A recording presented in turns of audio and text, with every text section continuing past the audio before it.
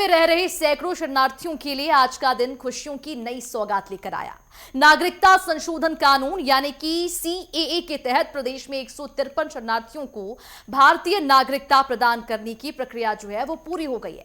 दशकों का इंतजार खत्म होने के बाद अब ये परिवार न केवल भारतीय कहलाएंगे बल्कि इन्हें वोट देने से लेकर सरकारी योजनाओं तक का पूरा अधिकार मिलेगा।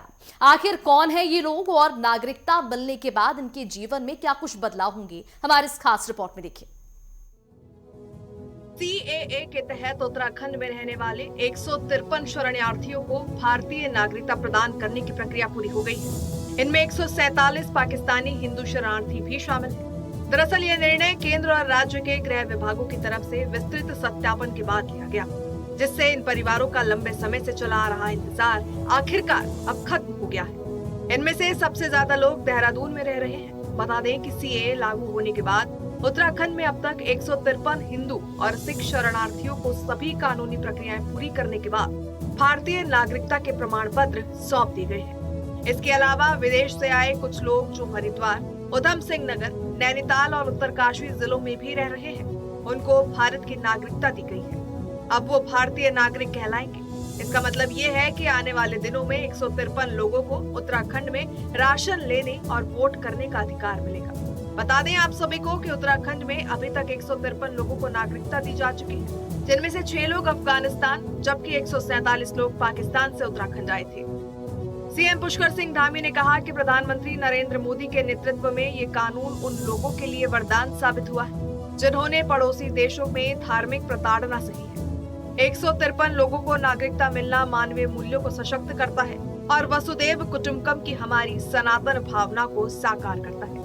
प्रधानमंत्री नरेंद्र मोदी के नेतृत्व में भारत सरकार देश में सीएए का कानून लेकर आई है, जिसके तहत बांग्लादेश, पाकिस्तान और अफगानिस्तान में हिंदू, सिख और बौद्ध धर्म के उत्पीड़ित लोग हैं, उनको भारत में नागरिकता देने का बिल पास किया गया है।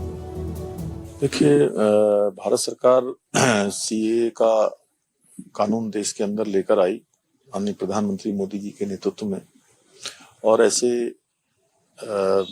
हिंदू, ईसाई, बौद्ध जो भी हमारे बांग्लादेश में, पाकिस्तान में, अफगानिस्तान में हैं, उन सभी को भारत की नागरिकता देने का जो बिल पास हुआ, उसके तहत 153 लोगों को उत्तराखंड के अंदर भी गृह मंत्रालय ने माननीय अमित शाह जी के नेतृत्व में उनको मंजूरी दी है, नागरिकता दी है।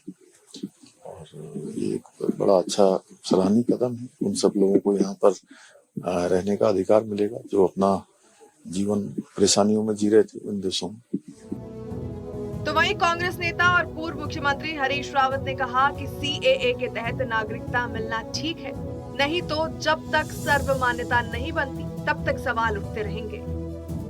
देखिए, भारत की नागरिकता यदि नियमानुसार दी गई है तो ठीक है, लेकिन सीएए का जब तक सीएए को लेकर के सर्वमान्यता नहीं बनती है तब तक सवाल खड़े होते रहेंगे। दशकों तक अपनी पहचान के लिए तरस रहे इन 153 लोगों के लिए आज की सुबह एक नया सवेरा लेकर आई है।